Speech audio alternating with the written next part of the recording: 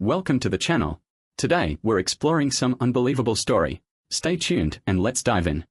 Ethan Carter led him through the meandering suburban streets of Brookdale. He took intermittent glances at his wife, Sophie, who was reclined in the passenger seat. Her black hair cascaded over her face like a veil, and her head rested against the window. The lingering effects of anesthesia caused her to wander in and out of consciousness. Dr. Reynolds' cautions concerning post-procedure behavior rang true in Max's thinking. Some patients can be quite unpredictable coming out of sedation, the oral surgeon said, adjusting his wire-rimmed spectacles. Don't take anything they say too seriously for the next few hours. It was normal advice for an otherwise ordinary day. Sophie had 4 impacted wisdom teeth removed without difficulties, a process that thousands of people go through every day. Despite being teased by his colleagues at the law company, Max had taken the day off to care for her. Taking a vacation day to play nurse. Jake joked during yesterday's meeting. Man, you really are the perfect husband. The recollection of their laughing seemed hollow today as Max tightened his hold on the driving wheel, his platinum wedding band catching a glint of sunshine. Perfect husband, right? What time is it? Sophie said through the gauze in her cheeks, moving slightly in her seat. Almost 5, Max said gently. We'll be home in about 10 minutes. How are you feeling? Sophie repositioned the ice pack around her jaw. The luxury watch on her wrist, his anniversary present from the previous year, sparkled dimly. Like my head stuffed with cotton balls. Everything's floaty. That's normal, he told her. The doctor said the anesthesia will take a few hours to wear off completely. You always have everything figured out, don't you? She looked at him, her eyes blurry and unfocused. Perfect Max with his perfect plans. She spoke something in a tone that made him look over sharply. What do you mean by that? It's almost funny, she said, her words becoming clearer despite the gauze covering her face. How you think you've got everything under control? You're such a fool. I've been cheating right under your nose and you haven't even noticed. The words struck him like a blow in the stomach. His hands twitched on the steering wheel, causing the automobile to swerve dangerously into the next lane. A horn sounded as a crimson vehicle drove by, its driver's furious gesture hardly registered.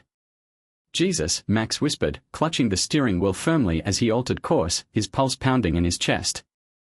What did you just say? Sophie had already collapsed against the window, her breathing heavy and regular.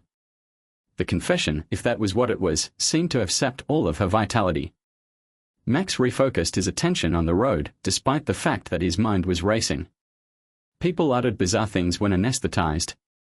He'd heard many anecdotes, such as his cousin's 10-minute argument with her oral surgeon on the reality of unicorns. It had to be the same, a drug-induced illusion. It needed to be. But the bitterness in Sophie's words, the exact sharpness of right under your nose, pierced through the fuzz that lingered in his consciousness like a persistent echo. Their driveway loomed ahead, and Max drove in on autopilot, muscle memory guiding him while his mind raced. The garage door opened with a familiar mechanical whir, displaying the carefully ordered environment he took delight in, tools neatly put on pegboards, storage bins labeled and stacked, everything in perfect order. He clicked the button to seal the door and sat in the vehicle for a time, examining his wife's sleeping face in the low lighting. Details he'd previously ignored demanded his attention, the delicate makeup she'd insisted on putting for a minor dental treatment, the pricey highlights she'd just added to her hair, and the new perfume she'd begun wearing, a sweet jasmine aroma she'd never loved before. Sophie, he replied, shocked by the consistency of his voice. We are home. Home, she said softly, waking and blinking slowly. Already? Yeah. Let me help you inside. Getting her out of the automobile needed great effort. She leaned heavily on him, shaky on her feet, as they walked past the mudroom and up the steps. Each stride seemed unreal, his arm around her waist as personal as ever, but now carrying the weight of her words. His mind yelled forth questions. Their bedroom was just as they had left it that morning, bed made with military precision, beautiful cushions placed elegantly. Everything had Sophie's touch, a meticulously cultivated perfection that suddenly seemed fake, like a stage set. Sophie murmured, I need to use the bathroom, as he assisted her in sitting on the side of the bed. Are you sure you can manage? Max inquired. She nodded but grimaced at the action. I'm not completely helpless. Max watched her stagger into their private bathroom, shaky but determined. The door shut with a gentle, almost final click, leaving him alone in the room. His gaze was pulled to a pocketbook, which sat innocently on the dresser where he had left it earlier. The pricey leather bag was a recent self-gift, and he had accepted it without hesitation. His hands shook slightly as he neared it, remorse and rage clashing in his chest. The main container contained nothing clearly damning. Despite seeing various high-end cosmetics he didn't identify, he discovered her phone in a side pocket. The screen was locked. She had lately changed the password, citing business security protocols, a red signal that he had purposefully overlooked. The sound of running water in the bathroom prompted him to move immediately. He found a stack of receipts in a wallet that painted a damning picture, a charge from Lucia's cafe last Friday when she claimed to be working late, and a coffee shop bill from 3 weeks ago during a reported vital client meeting. Small irregularities added together to build a worrying trend. A notice appeared on her phone screen, meeting confirmed for Friday. It was just an initial, with no context, but it made his stomach churn. Max carefully replaced everything, making sure it was exactly how he found it. Years of rigorous habit have served him well, even now. The bathroom door opened and Max moved away from the dresser just in time. Sophie appeared, seeming somewhat more aware but still pale. "Could you get me some water?" she said, settling back into bed. "And maybe another ice pack. This one's warm." "Of course," he said, almost happy for the opportunity to leave the room and compose himself. In the kitchen, Max went through the motions, pouring a glass with filtered water and grabbing a new ice pack from the freezer. Their kitchen was a picture of contemporary perfection, with high-end equipment, marble countertops, and an expensive coffee machine he had given her for Christmas. How many of these meticulously picked goods had quietly seen her deception? When he returned, Sophie was leaning against the headboard, browsing through her phone. When he entered, she instantly locked the screen, a motion he had seen numerous times but never questioned. "Here you go," he whispered, helping her place the straw between her swollen lips. She took a couple little sips. "Thanks. You're always so good at taking care of me." The words were like poison in his ears. "That's what husbands are for, right?" Sophie exhaled and closed her eyes. "I think I need to sleep for a while." "Good idea," he remarked. "Doctor's orders." Max retired to his home office across the hall when she was comfortable with the new ice pack. The room had always been his sanctuary, dark, with furnishings, a leather chair, and a feeling of order that now felt unattainable. Diplomas and professional credentials were meticulously mounted on the walls, converting the area into what seemed like a command center for an inquiry he had no desire to perform. Max unlocked his laptop, ignoring his normal business emails, and started looking at their shared calendar. Patterns emerged, patterns he'd been too trusting, too blind to notice before: client meetings that always seemed to fall on Friday evenings, professional development workshops that required overnight stays, and girls' nights that had become more frequent but produced fewer social media posts than before. Emily, Sophie's sister, texted him, asking, "How did the procedure go? Is she doing okay?" Max looked at the message, mistrust seeping in. Emily and Sophie were very close, perhaps too close. Did Emily know? Was she covering for her sister? How many others had been quietly watching him play the part of a trusting husband? "Procedure went fine," Max responded in response to the message. "She's resting now." "You're such a good husband," Emily said quickly. "Thanks," Max said, laying the phone face down on his desk, unable to bear the irony.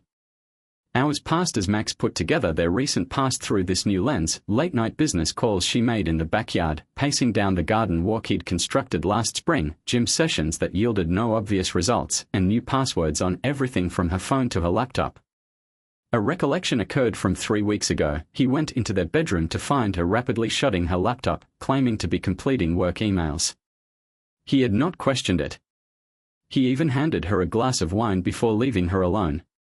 Was she texting her lover, arranging another encounter, as he played the part of attentive husband? The sound of activity in their bedroom interrupted his line of thinking. He checked his watch and discovered it was beyond 9 p.m. He'd been there for many hours, compiling a mental case file of suspicions and circumstantial evidence. His stomach rumbled, but the notion of eating made him nauseated. Max discovered Sophie trying to sit up, more coherent but still moving carefully. "What time is it?" she questioned, wincing and touching her sore face. "Just after 8, he said, helping her arrange her pillows. "How's the pain?" "Not great, but not terrible," she answered, glancing around somewhat perplexed. "Have I been asleep this whole time?" "Pretty much. You were pretty out of it after the procedure." She gave a mild frown. "Did I say anything weird in the car or anything?" "Everything's kind of fuzzy." Max felt his pulse rate rise, but he kept his tone casual. "Nothing important. Just typical anesthesia babbling." The faint relief on her expression did not escape him. "Good. I was worried I might have embarrassed myself." "No more than usual," he said, his grin unnaturally tight. "Want some water?" He watched her features as she drank through the straw. Did she recall what she'd said before? Was there any sense of remorse in her expression? However, the swelling covered her face and the residual anesthetic concealed any revealing feelings. "My phone," she replied abruptly. "Where is it?" "In your purse, on the dresser." "Want me to grab it?" "Please."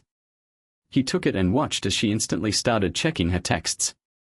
Her thumb moved with practiced quickness, removing alerts before he saw them. "Work stuff," she explained without prompting. "Never stops, even when you're down for the count." "Anything important?" he inquired softly. "Just the usual drama. Nothing that can't wait until I'm back on my feet." The facades came so readily from her lips. How long was this going on? How many innocuous deceptions had he accepted without question? "You should rest," he urged, unable to continue watching the show. "Doctor's orders." "You're right," she said, relaxing against the cushions. "Thank you for taking such good care of me." The words twisted his stomach like a knife. Max managed to nod before leaving the room, softly shutting the door behind him. Back in his office, he opened a private browser window and started looking for divorce lawyers in the region. He wasn't prepared to act yet. He wanted actual proof, not just suspicions and circumstantial evidence. But he might begin preparing. As the night progressed, Max took notes, investigated legal methods, and started recording any odd memories he could recollect. One thing became quite clear: addressing Sophie directly would be worse than useless. She would deny everything, alter the story, and maybe even make him feel suspicious. No, if he wanted the truth and justice, he had to be wiser. He'd have to collect incontrovertible evidence, construct an impenetrable case, and prepare for the fallout, all while keeping a sense of normalcy. Sophie's phone rang in the bedroom as midnight approached, another late-night message from someone who plainly knew she was awake. Max's jaw tightened, but he forced himself to remain sitting, fighting the temptation to barge in and demand answers. His eyes landed on the wedding picture on his desk, their happy features locked in a moment of apparent perfection. 12 years of marriage, he mumbled. Built on what I thought was an unshakable foundation of trust and respect. Now I wonder if any of it had been real. One thing was certain: he would never forgive the treachery. The trust they had created over a decade was destroyed, and no explanation or apology could restore it. He felt a steely resolve as he stared at the photograph. He'd unearth everything. He would record every lie, treachery, and deceit. When the time came, he would use all he had to guarantee Sophie lost everything she had attempted to take away from him: his dignity, his trust, and their future together. For the time being, he had to play his role as the kind, clueless spouse. It would take all of his self-control, but he was prepared. He wasn't the only one in the marriage capable of keeping secrets. Max started planning in the calm of his office. Every facade would be documented, every treachery painstakingly maintained. And when it came time to tell all, there would be no place for denial or reconciliation. The guy who had transported his wife to her dentist appointment that morning was no longer present. In his stead came someone colder and more calculating, a guy willing to match her lie with his own measured patience. Let her believe she had duped him. Let her think that her secret was secure. Max was prepared to play the long game. Sophie had a dental operation 3 days ago. Max spent many hours putting together patterns and recording every odd clue he could remember. Morning sunshine crept through the blinds as he checked his notes from the night before. Jake, a co-worker at work, sent him a text message. Missing you at the Harris meeting, the note said. Hope the wife's recovery is going smoothly. Max drafted a carefully written response. I'm taking one more day to make sure everything is in order. I'll be back tomorrow. He set his phone aside and opened his browser's private tab, returning to an email from Grace Lee, one of the city's best divorce lawyers. The consultation was planned at 2 p.m., which coincided well with Sophie's physical therapy session. A knock at his office door caused him to immediately minimize the window. Come in, he said. Sophie went inside, virtually back to normal, save for some lingering puffiness. She was dressed neatly in a blue pencil skirt and white top, which Max later discovered cost significantly more than she had said. Hey, she murmured, lingering at the doorway. I'm heading out to PT. Are you sure you don't want to go back to work? I can drive myself. Better safe than sorry, Max responded, maintaining the image of a worried spouse. The doctor said no driving for at least 3 days while you're on the pain meds. Always so protective, she grinned, but it did not reach her eyes. I shouldn't be more than an hour. Take your time, he said. Recovery is the priority right now. Max acted immediately when he heard her vehicle depart the driveway. He had already placed monitoring software on their shared laptop, which she often used for late-night work. He now opened the keylog data and browsed over her recent behavior. Interesting, he thought, seeing the several wiped browser history and secret surfing sessions. But the program had collected everything: email logins, discussion threads, and even hotel booking websites. Emma's office called him. Mr. Dillon, this is Grace Lee, assistant, she informed me. She had a court appointment and early and wondered if you could come in at 1 p.m. instead. Actually, that works better, Max said, immediately collecting his supplies. I'll be there. The legal office was located on the top level of a modern downtown high-rise. Grace Lee's corner office offered a dominating perspective of the city, ideal for someone known for winning high-stakes divorce cases. So, Emma said after perusing Max's notes, you believe your wife is having an affair, but you don't want to confront her just yet. You need to be strategic. Exactly, Max clarified. If I confront her now, she'll just deny it and get better at hiding the evidence. Emma nodded in approval. Smart. Most clients let emotions drive them to confront too soon. What evidence do you have so far? Max created a file system: suspicious text messages, inconsistent receipts, unexplained expenses, but nothing concrete yet. Here's what you need, Emma said, handing a paper across her desk. Bank statements, credit card records, phone logs, email archives, photos or videos if you can get them legally. Most importantly, document everything: every suspicious absence, unexplained expense, and every lie. Build a pattern. How long will this take? Depends on how careful she is, but from what you've described, she's getting sloppy. They usually do, once they think they've gotten away with it for long enough. Max nodded, taking in the counsel. And legally? Start separating your finances carefully. Move money and document justifiable amounts. We don't want to tip her off or give her ammunition for claims of financial manipulation. The discussion continued another hour, during which Emma revealed her approach. Max left her office with a clear goal and a renewed feeling of purpose. He returned home and saw Sophie in the kitchen making supper. The sight may have previously made him feel warm, but now it seemed like he was witnessing a play. How was PT? He said, seeing the slight stiffness in her posture. Good. Emily says I'm making progress. She stirred the spaghetti sauce while avoiding his look. How was your day? She said, nervously. Productive, Max responded. Caught up on some work emails. That's good, she remarked, hesitantly adding, I was thinking about going back to the office tomorrow. I'm feeling much better already. You sure that's wise? I've got that big project deadline coming up, she added casually, yet her eyes showed a tinge of concern. Max marveled at how easily she weaved her narrative. Can't put it off forever, Sophie murmured, adjusting her blouse as she looked at him. Whatever you think is best. That evening, while Sophie was showering, Max discreetly started implementing the first part of his financial scheme. He executed a series of discrete transactions, moving monies across accounts in quantities too modest to arouse suspicions. After that, he phoned their financial advisor, Lucas Bennett. It's Ethan Carter.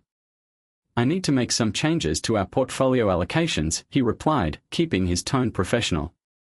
Yes, I still have Sophie's signed authorization from last quarter, he said, remembering the document she had signed without reading, trusting him to handle their funds. Now, that trust would have a totally different function. Over the following 3 weeks, their marriage devolved into a deliberate ballet of lies. Max continued his pattern, silently gathering evidence whenever fresh information corroborated his assumptions. Sophie was about to go for another client meeting on Friday evening. Max decided to investigate. Which client tonight, he said nonchalantly, leaning against the kitchen countertop. Sophie halted mid-stroke to apply her lipstick. The Campbell account, she said confidently. You remember the issues I mentioned last week? Max nodded, well aware that it was a lie. He'd read the text that confirmed her dinner arrangements with someone else. Do you want me to drive you, he asked. I could pick you up after, and we could make a date night of it. Oh, no need, she said, almost too soon. It'll probably run late. You know how these meetings go. I do now, he said under his breath as she went out the door. When her vehicle vanished down the street, Max opened his laptop and ran the tracking program he'd downloaded on her phone.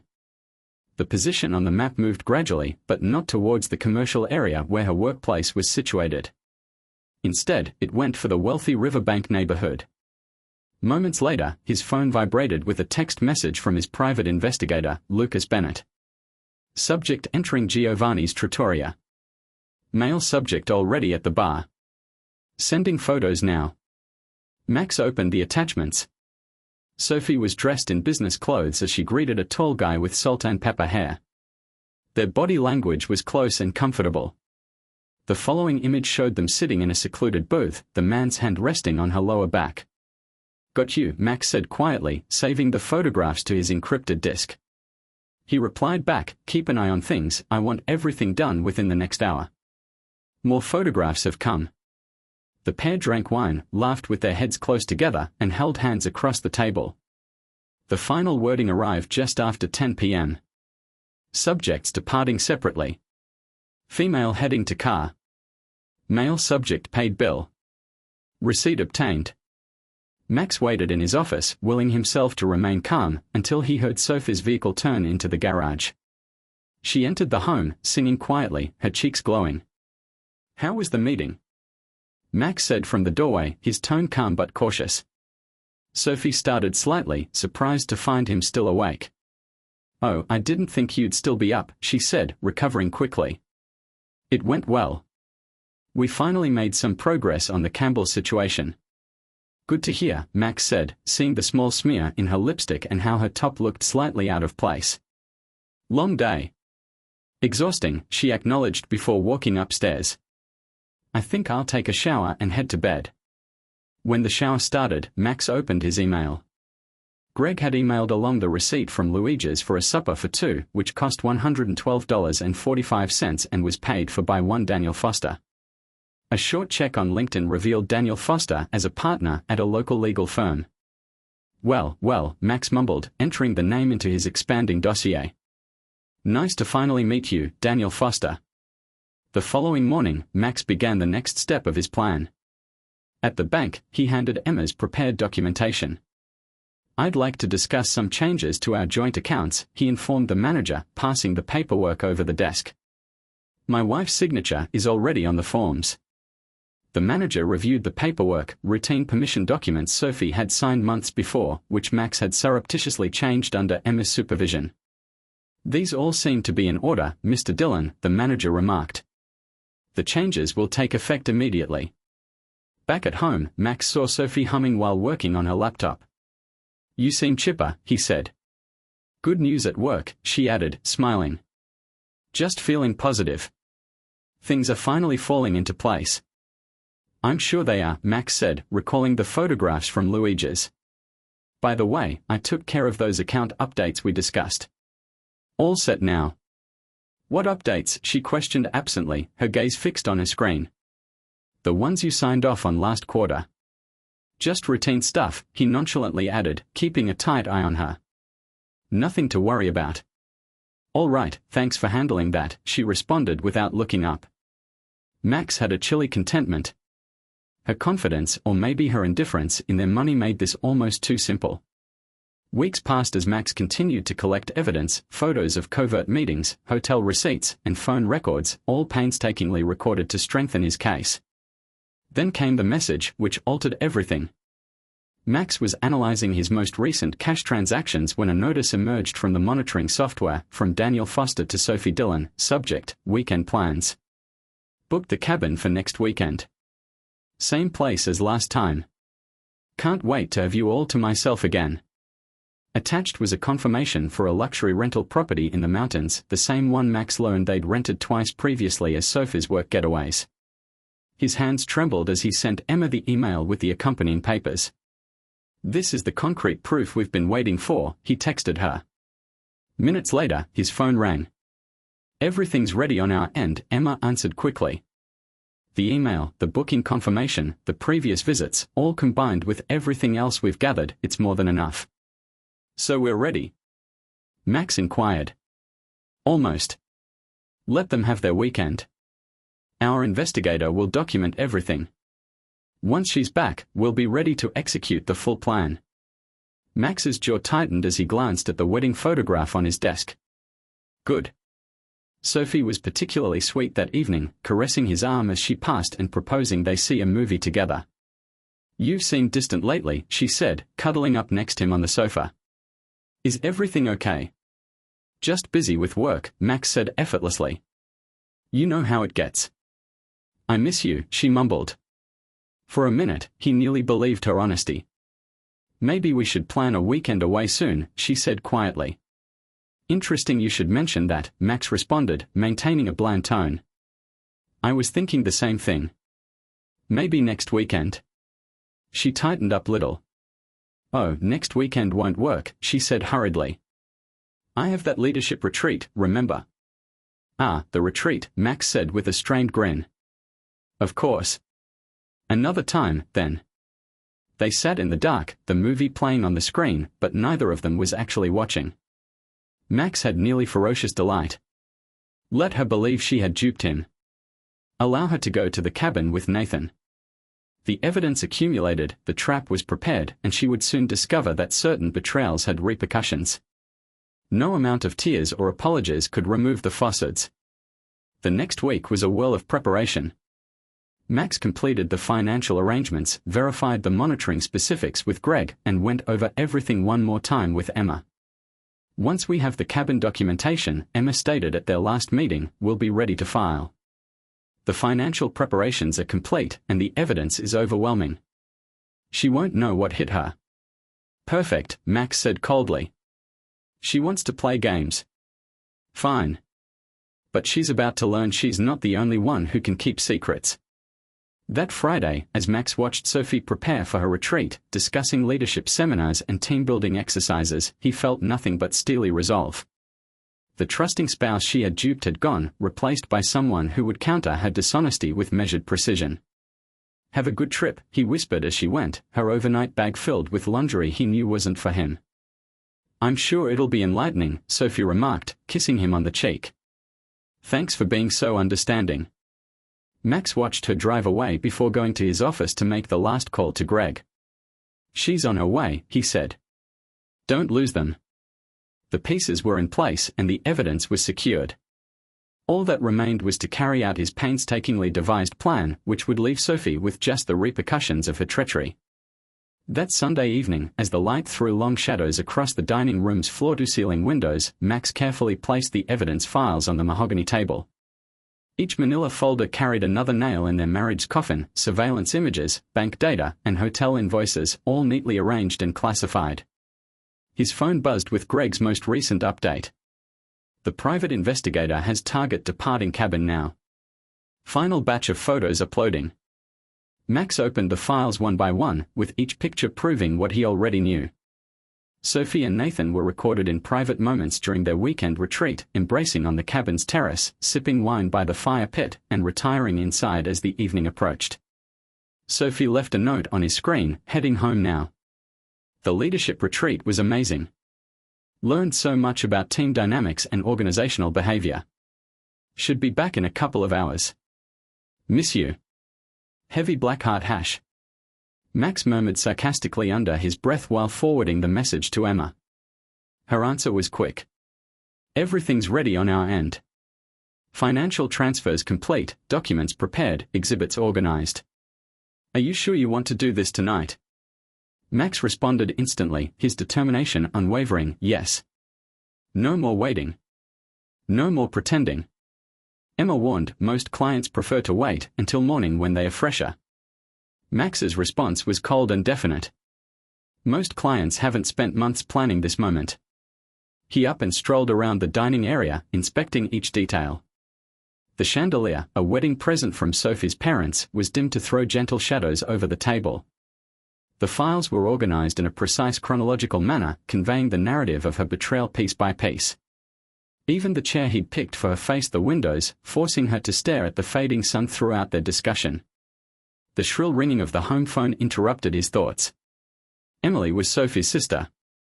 According to the caller ID, Max pondered sending it to voicemail but ultimately opted against it. It could arouse suspicion. Hello. Hey, Max, Emily's voice chirped pleasantly, unaware. Just checking, has Sophie made it back from her retreat yet? She hasn't been answering her cell. She's on her way home now, Max said, maintaining a neutral tone. She'll be here soon. Great. How was your weekend alone? Must have been boring without her, Emily remarked, chuckling. Max examined the surveillance photographs scattered on the table before him. Actually, it was quite productive, he said dryly. Emily laughed. Well, tell her to call me when she gets in. We need to finalize plans for Mom and Dad's anniversary party next month. The anniversary party, Max added, his tone calm. I'll let her know you called. After hanging up, Max texted Greg, send everything you have. I want it all ready when she walks in. Greg responded quickly, but with caution, uploading now, but listen, I've been doing this for 15 years. Confrontations like this usually go smoother in daylight, with lawyers present. Max texted back, his fingers calm despite the anger growing inside, this isn't the usual case. She thinks she's coming home to a clueless husband. Key to shatter that illusion. He scrolled through the last set of images, each one fueling the frigid rage that had replaced his heart. Sophie and Nathan walk hand in hand down the cabin's private route. And private meal on the balcony. A devastating set of photographs show them in the hot tub, champagne glasses teetering on the edge. The sound of a vehicle driving into the driveway interrupted his concentration. Game time. Max adjusted the dining room lights one more time, leaving just enough to produce dramatic shadows over the table. He then took his place at the head. The keys jingled within the lock, and the front door opened. Sophie? Max said, his voice even. Sophie responded with a smile, I'm home. You won't believe how amazing the retreat was. The facilitators really challenged us to think differently about leadership. She halted in the entryway, her words falling off as she took in the surroundings. Max was sat at the head of the table, manila files spread out in front of him. The shadows cast by the dim chandelier partly concealed his features. What's all this, she said, her voice trembling. Her gaze shifted between the files and his enigmatic face. Have a seat, Sophie, Max ordered with a chilly tone. We need to talk about your weekend, the real one, not the fiction you've been feeding me.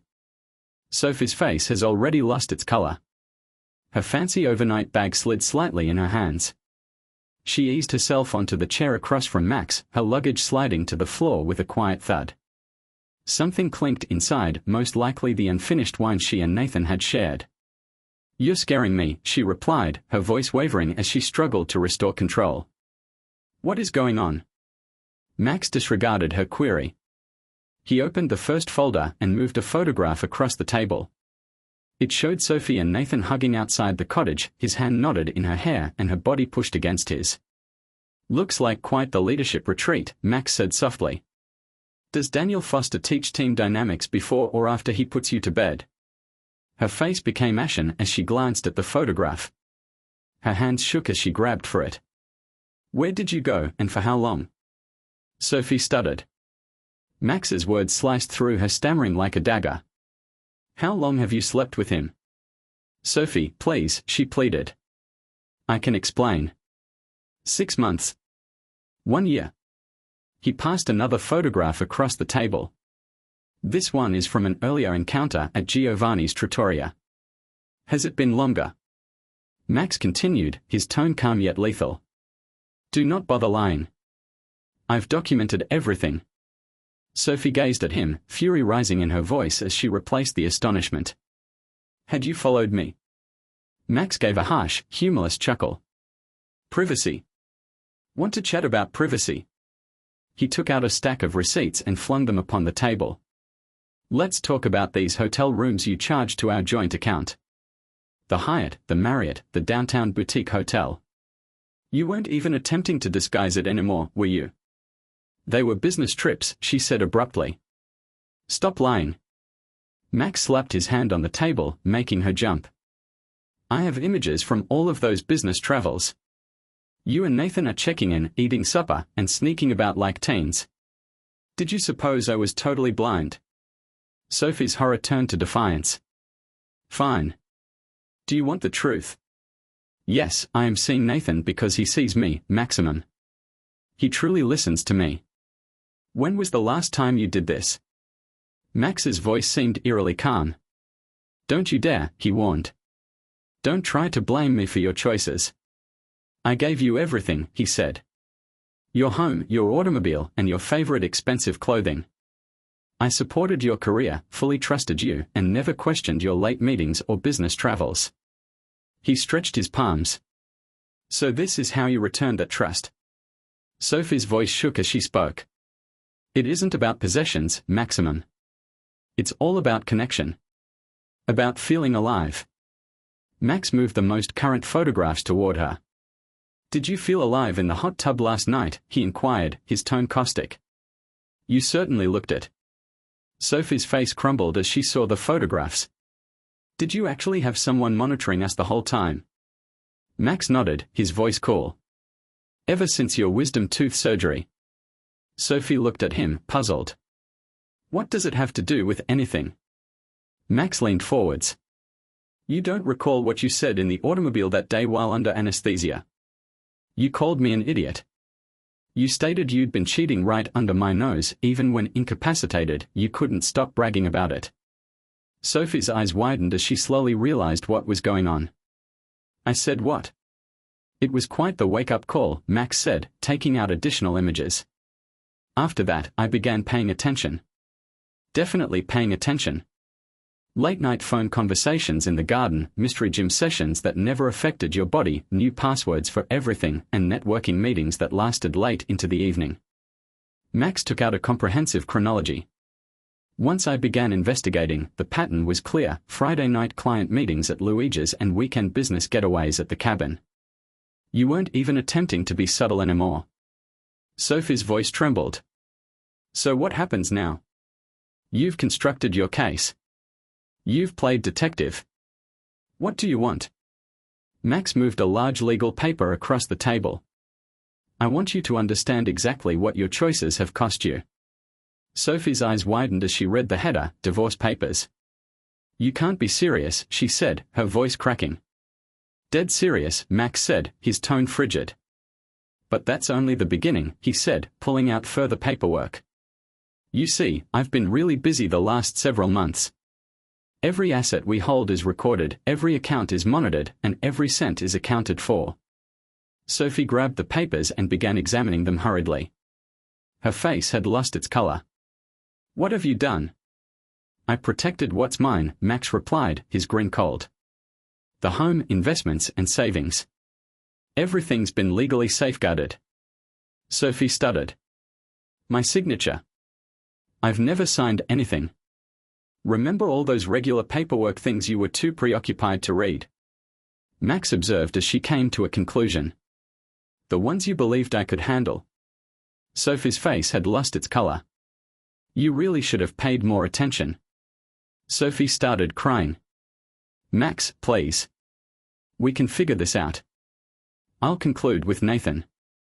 We may seek therapy, re-establish trust, and salvage our marriage. Max cut her off. I've seen you lie too readily and too frequently. I can't trust anything you say right now. It is not a performance. Sophie sprang up, knocking her chair back. Yes, I made a horrible mistake, she responded, brushing away her tears. Yes, I abused your confidence, but 12 years of marriage must mean something. It meant something to me, Max said, his tone chilly. Right up until I discovered every moment of it was built on lies. Not every moment, Sophie begged. What about our beach excursions, family vacations, and the life we created together? You mean the life in which you snuck about with Daniel Foster while I played the loyal husband? Max took out additional photographs. You were with him at that downtown cafe on the day you told me you were having lunch with Emily. And here you are, checking into the Langley Inn while apparently attending a conference. Max meticulously organized the evidence, including hotel receipts, restaurant bills, and text conversations, documenting every lie and treachery. I'll fight you on this, Sophie said, brushing away her angry tears. I will hire my own counsel. You can't just erase 12 years. Go ahead, Max said quietly, keeping sitting. Every photograph, receipt, and piece of proof has been recorded and filed. The scandal, the facades, and the mismanagement of common finances. Everything is here. He touched the files. Grace Lee is very thorough. Sophie's voice quivered. You went to see her. She is the state's most aggressive divorce attorney. Max started collecting the documents. These should be signed within 48 hours. Grace will contact the lawyer of your choice with the information.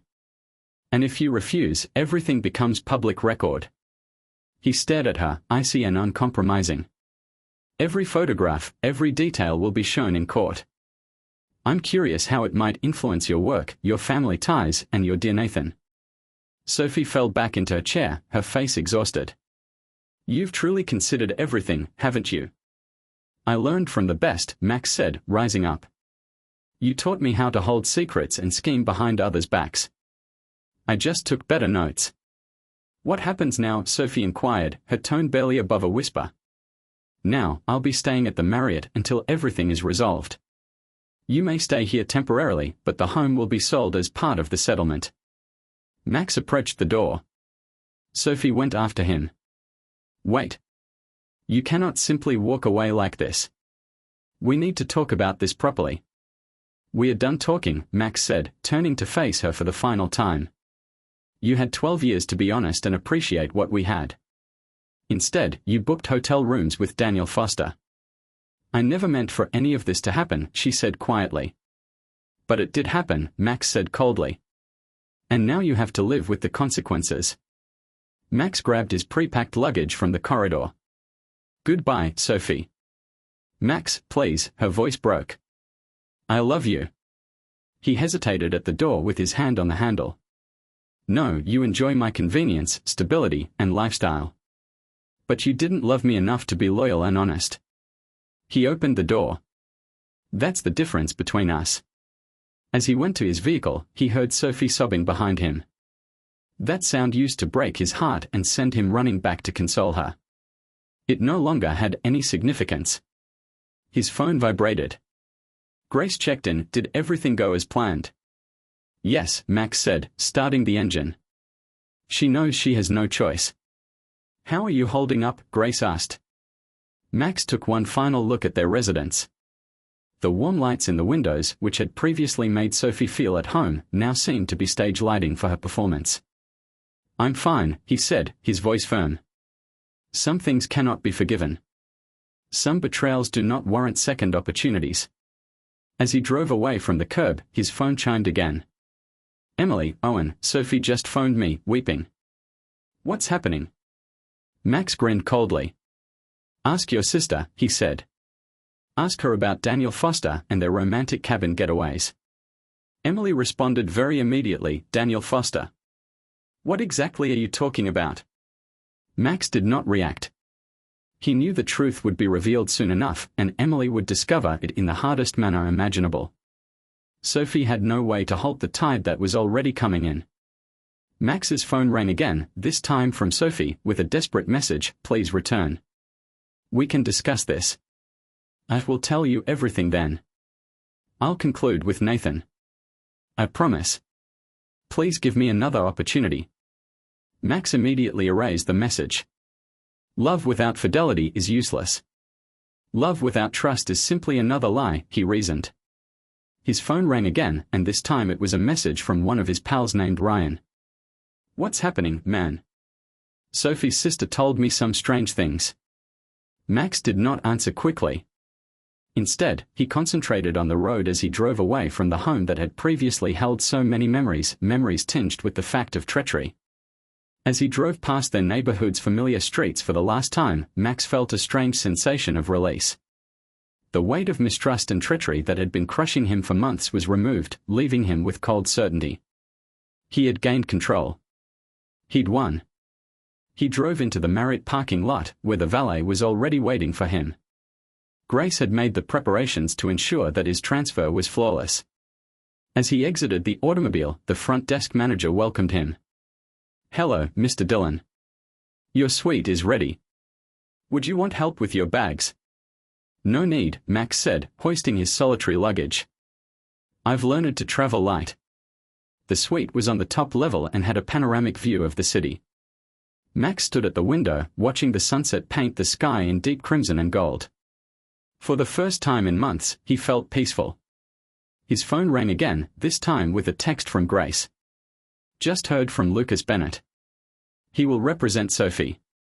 A competent attorney, but no match for what we've planned. Meeting scheduled on Tuesday." "Perfect," Max said, his voice cool. "There will be no talks on terms." "Understood." He switched off his phone and strolled to the window, which overlooked the city below. The lights twinkled like 1,000 points of light amid the approaching darkness. Sophie was most likely still weeping somewhere, phoning friends and relatives to attempt to repair her image. Allow her to try. The evidence was incontrovertible. The trap was expertly sprung. She would learn, just as he had, that actions had consequences. Trust, once shattered, cannot be rebuilt. Max removed his watch, the anniversary present Sophie had given him last year, and placed it in the hotel safe, along with his wedding ring. The imprint on his finger might diminish with time, but for now, he needed to put the past behind. Sophie's former husband was no longer alive. In his place, there was someone stronger, someone who would never confuse blind faith with love. A knock on the door stopped his thoughts. "Room service," the waiter said, wheeling in a cart with a bottle of scotch and a complete supper. "Compliments of Miss Lee. She said that you could forget to eat." Grace had been correct as usual. He hadn't eaten since the morning, preoccupied with preparing for Sophie's homecoming. Max sat down to eat, but he couldn't make himself enjoy it. Everything that had transpired weighed heavily on his thoughts. As he ate, his phone displayed one more message from Sophie. "I know you will not believe me, but I loved you. I still do." Max erased the mail without replying. Love without loyalty, he contemplated again. Love without trust is just another lie. Tomorrow would come legal meetings, asset split, and the clinical destruction of their joint lives. But tonight, he allowed himself to experience the full impact of what had occurred and what he had done in reaction.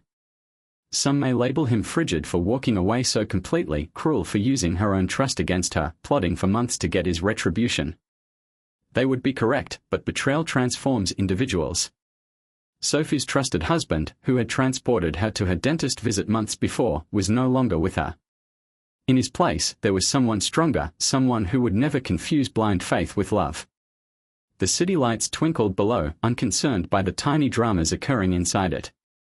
Lives were transformed, relationships were dissolved, and trust was broken, but the world continued to spin.